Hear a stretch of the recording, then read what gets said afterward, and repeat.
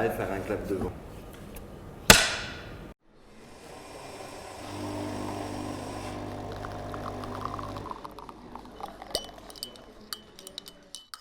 Alors, bonjour, je m'appelle Juliette Nicolotto.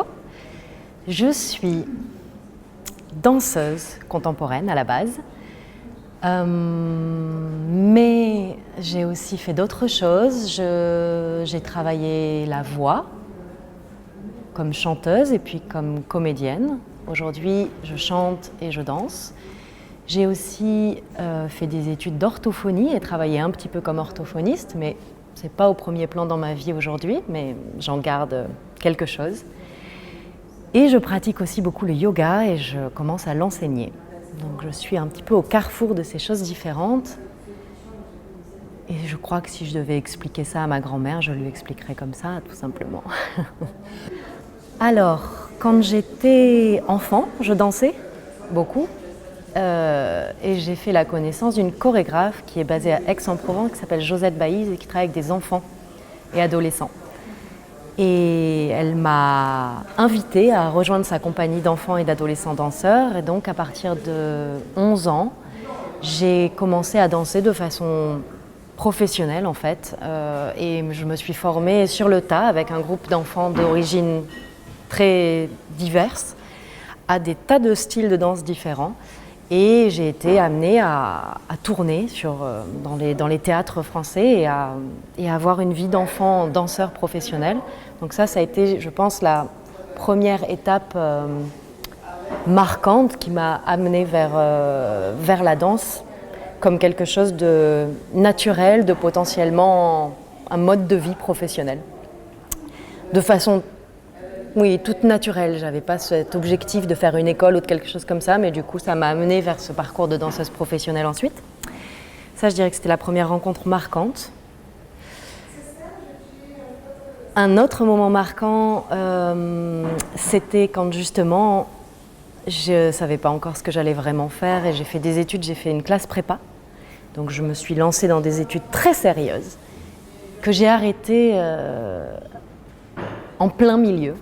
Au début de la deuxième année, j'ai eu une décision comme ça soudaine que c'était pas du tout mon endroit et que aujourd'hui, ce qui était présent dans ma vie, c'était l'artistique et la danse.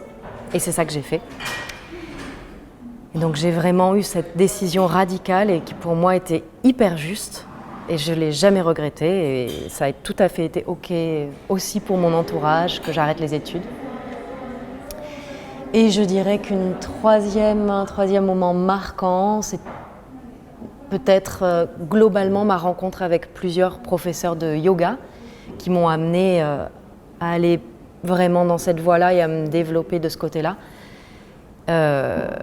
Et qui m'ont fait cheminer professionnellement vers là, mais qui m'ont fait aussi cheminer dans ma vie globalement et m'ont permis de me aussi positionner là où je suis aujourd'hui avec ces acquis que j'ai avec le yoga.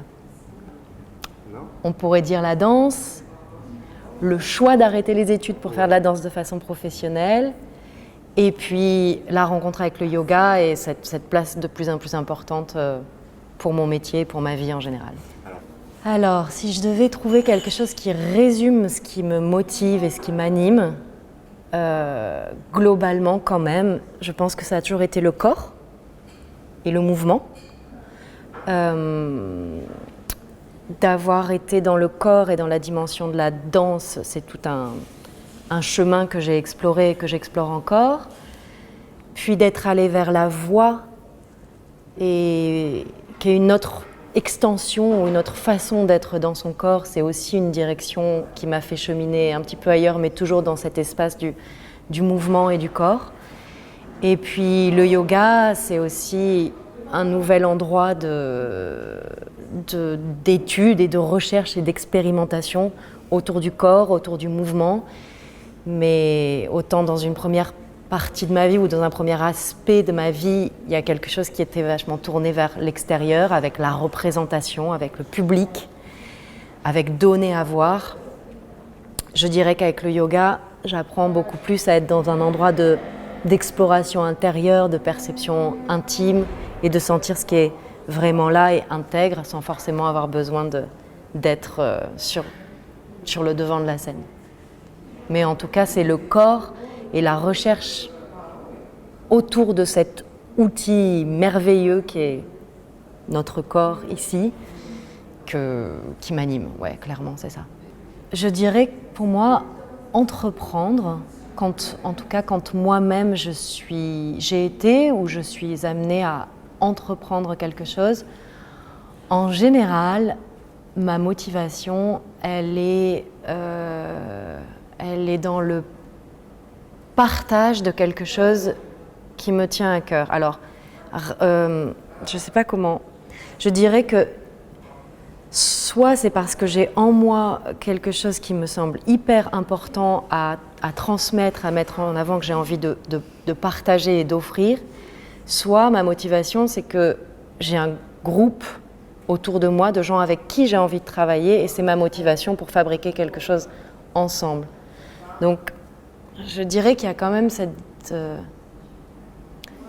cette dimension sociale, en fait, qui est génératrice du projet et qui est à la racine d'entreprendre. J'ai jamais eu envie d'entreprendre quelque chose, je ne sais pas comment dire, pour moi. C'est pour me mettre en lien avec les autres, soit avec du public, soit avec des partenaires avec qui j'ai envie de travailler. Et pratiquement, c'est comme si le projet lui-même, il était qu'un prétexte pour pouvoir être ensemble. C'est une drôle de question pour moi, celle de donner un conseil, parce que je ne sais pas si moi-même, pour avancer dans la vie, j'ai eu besoin de conseils. Et que parfois, quand on a pu me donner des conseils, ça ne me correspondait pas forcément. Et j'ai l'impression que les moments où j'ai fait les choix les plus justes, c'est justement quand j'ai pas suivi des conseils, mais quand j'ai vraiment écouté ce qui me parlait à l'intérieur. Et j'imagine que si quelqu'un m'avait dit, ou d'ailleurs peut-être qu'on me l'a dit et que je ne l'ai pas entendu à l'époque, mais si on m'avait dit tu devrais faire ça, et puis d'ailleurs on me l'a souvent dit, oui, tu devrais faire ça, toi tu es comme ça, alors ça serait intéressant pour toi de faire cette chose-là, ou d'aller vers là, ou d'aller vers là. J'ai pas forcément écouté ces conseils-là, mais par contre, je crois que j'ai toujours fait des choix en suivant vraiment une motivation de l'ordre de, c'est un peu bête de dire ça peut-être, mais de l'ordre de l'intuition et de l'évidence et de l'intégrité. Par exemple, le jour où j'ai décidé radicalement d'arrêter mes études pour me consacrer à une vie professionnelle de danseuse, le choix de faire des études, à l'époque où j'avais fait ce choix-là, c'était tout à fait juste par rapport à ma vie. Mais finalement, là où j'étais, à un moment, ça correspondait plus du tout à l'endroit où je voulais être. Et plutôt que de me dire « je me suis engagée dans cette voie-là, c'est absolument ça qu'il faut faire » et tout ça, j'ai écouté au moment présent ce qui était juste. Et d'un coup, j'ai dit « mais qu'est-ce que je fous là, quoi ?» Et j'ai absolument pas envie de faire ça et je vais ailleurs. Et personne n'a eu besoin de me convaincre de quoi que ce soit. Alors du coup, je crois que j'aurais un peu du mal à donner un conseil à quelqu'un dans le sens « fais ci ou fais ça », mais plutôt s'il y avait un conseil à donner, ça serait « apprends à vraiment connecter avec ce qui vient de profondément en toi pour faire tes choix, quoi. » On le sent, si on se met à l'écoute de ça, on sent ce qui nous va, ce qui ne nous va pas. Et en plus, ce qui est aussi intéressant, je pense, c'est de pouvoir essayer des trucs et puis finalement de dire non, mais ça ne me va pas. Et puis d'arrêter aussi, de ne pas se forcer à faire les choses parce qu'un jour, ça nous a correspondu. On a plusieurs étapes de vie et c'est tout à fait OK de démarrer quelque chose, de décider que ça ne nous va pas, d'aller ailleurs. Et voilà, c'est cette chose-là qu'il faut écouter. Il n'y a pas de compte à rendre à qui que ce soit. C'est à soi-même qu'on a à rendre des comptes et est-ce que c'est juste et intègre avec là où on en est aujourd'hui. Alors, comme, je dirais comme rencontre déterminante ou personne ou lecture inspirante, je pourrais citer quelqu'un parce que c'est en ce moment quelqu'un dont le travail me porte beaucoup. Alors c'est assez spécifique à mon domaine, mais ça peut toucher quand même plus largement.